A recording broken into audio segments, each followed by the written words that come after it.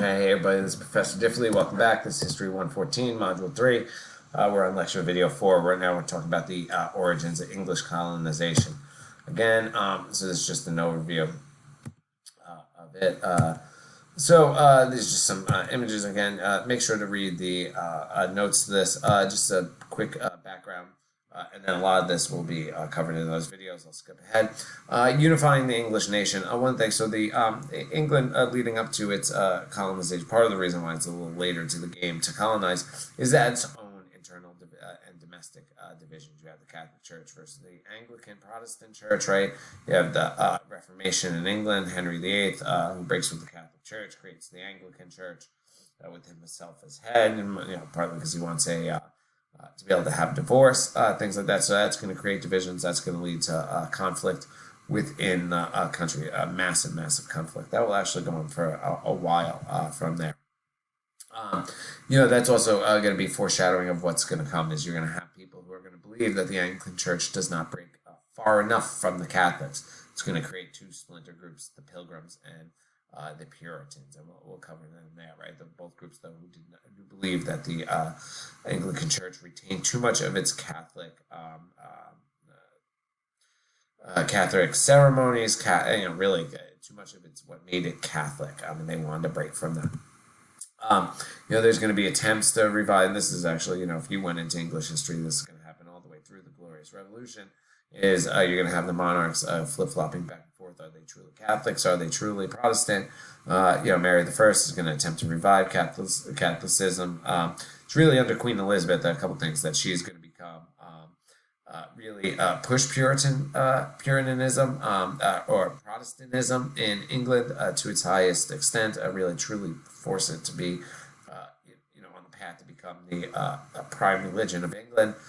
She is also going to be fighting with the Spanish, again, Catholic nation, and imperial challenger. You're going to defeat the Spanish Armada under her.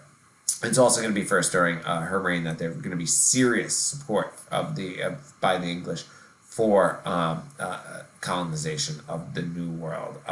So this is really the beginning of that in the 17th century. There you can see it. But this is true though. Is before the Spanish conquistadors came to the Americas and conquered native peoples, they practiced a lot of their tactics and a lot of their policies closer in the Canary Islands and things like that. So they did it on other indigenous populations before they bring it to the Americas. The English aren't going to be any different, but they're going to be practicing close to home. And it's really on what they're going to do with the English, right? To subjugate someone is to put them under your control, make them their subject, right? Subjects don't have a say. They do as they're told, that sort of thing. And the English are going to do that with the Irish first and foremost. It's actually pretty interesting, a lot of what the English tactics are towards natives, and then slaves, and even some to a degree in the American South. It's going to reflect, strategies, for lack of a better word, that the English used to success. Again, why motivations? The Irish are Catholic, right? And more so at this point, you have the more Irish Catholic rather than Roman Catholic. So that was a split. But now when England goes Protestant, and you have Ireland right next door, going to be motivation to convert them. Deep divisions between Protestants and Irish and Catholics in Ireland still persist, unfortunately. But the English are going to view them, the Irish, as backwards, almost savages, and partly because of their adherence to Catholicism. So what were the English really interested in Ireland more than anything else? Land. And they're going to do that. They're going to drive in large portions of the country in Ireland. They're going to drive the Irish population off the land, put them in essentially, in many ways, could be looked at as sort of reservations, right? Put them in certain pales. In the Pale in certain lands, some of them call the Pale. And really, the English goal is to take the best land, and they'll build their estates and things like that. So, and that's going to transfer over to the Americans as well. Again, it really does create these colonization projects, and what we call about the term plantation here. Now, very important. Plantation has two meanings. The way you're usually familiar with a plantation is a large farm that's usually growing a cash crop like tobacco, cotton, sugar cane, but that was run, especially in the New World, as by slaves. And so that is a definition of it, but that is not the way it's used here. Plantation, in its original intent for the British colonizing project, was a plantation of your people. So look at it this way. The city of Springfield, its original name was called Agawam Plantation. Why? This was a trading center. I mean, there's some agriculture here, but it wasn't because it was a plantation in terms of a large farm. What the English were doing were planting their civilization in the New World, and so they called them plantations. That was what we would call their colonies today, right?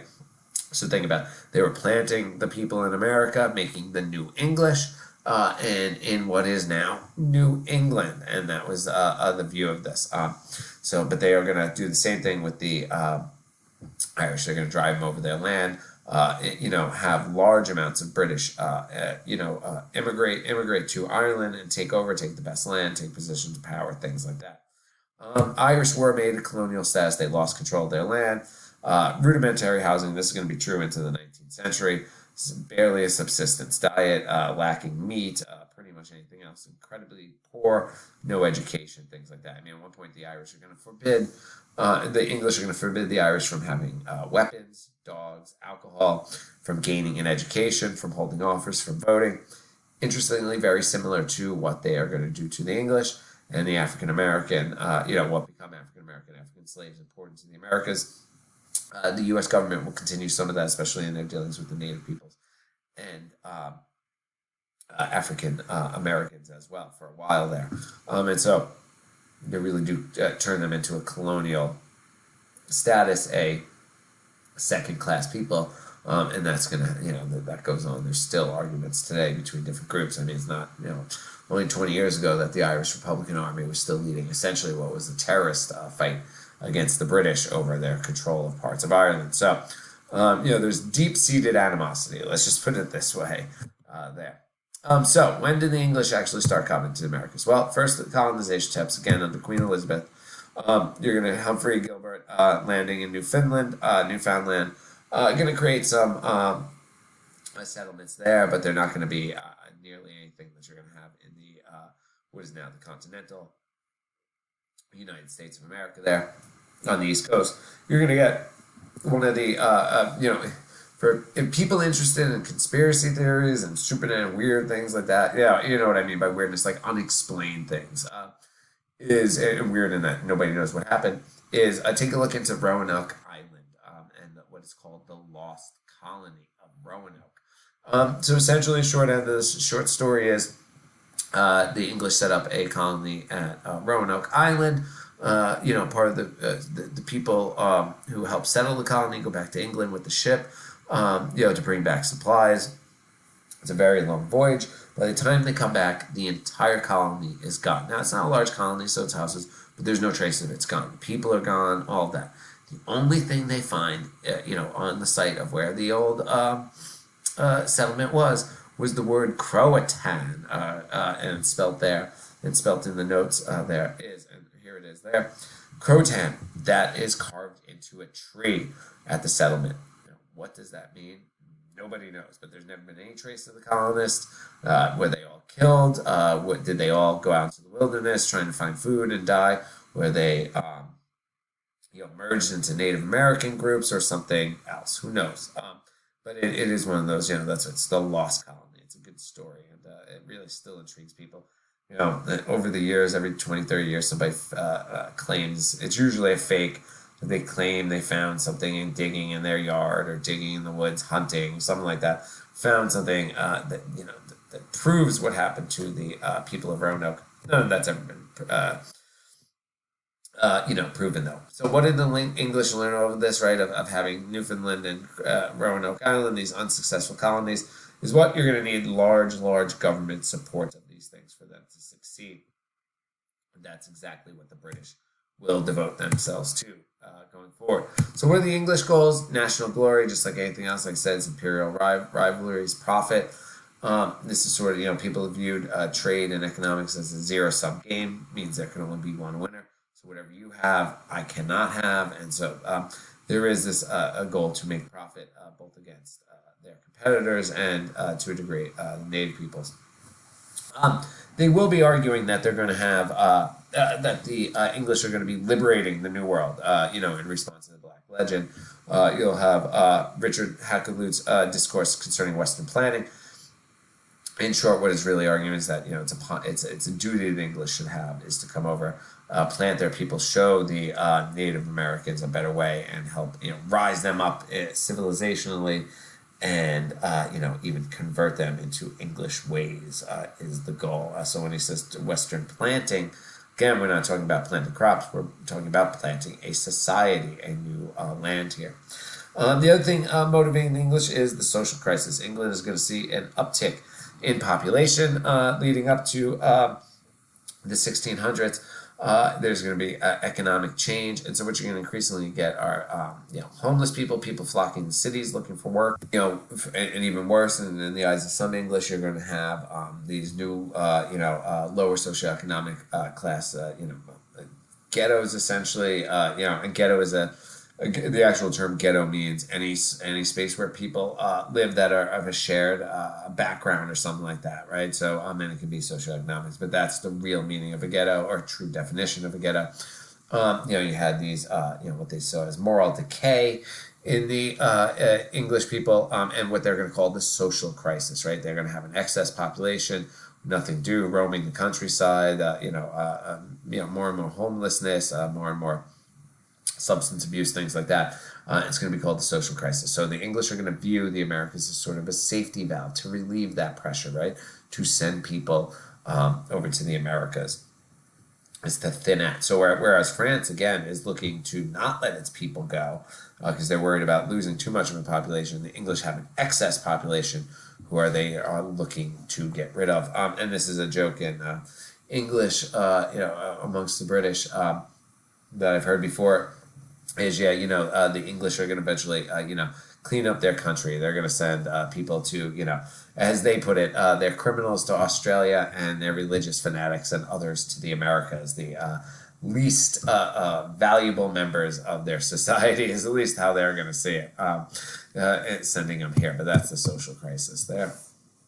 Again, you can see more of this there. What are their goals? Again, social problem, national glory, profit, and again, land. And that's part of the profit part of this. They are going to want land. And here's the enclosure movement was where you had a lot of this common lands that people could use. It helped them, they graze their sheep and things that others on. That land was technically owned by a landlord. What you started to get in England is the enclosure, where they put literally up enclosures, fences around these land that put people out of work. And you had what they call masterless men. And what that meant is, people were supposed to work for a lord, have an employer, that sort of thing. Remember, you're supposed to defer those who are better, higher on the social economic ladder. The fear is that a lot of these people are now masterless, right? So they have no one controlling them because they're homeless and they're vagrants and vagabonds, right? Are not nice terms that they go around stealing, that sort of thing. So the New World does become the safety valve. So this video here sort of illustrates the social problem, the social crisis they believe they had. It's called Gin Lane. You can see the debauchery. There's a lower socioeconomic part of England here in London. I mean, just even named Gin Lane, right? It's associated with the drink of alcohol is a negative, and it's what keeping these people in poverty, things like that. But here you have this woman passed out drunk who's dropping her baby. You get this guy who's looks like he's starving, that he's wasted there. Looks like he probably spent all his money on alcohol. All these sort of things, and it makes sure you're not supposed to look at these people and say they're good for society. This is sort of motivate people to use that safety valve, so to speak, that they had for the Americas. And so we'll come back to this and in the next video.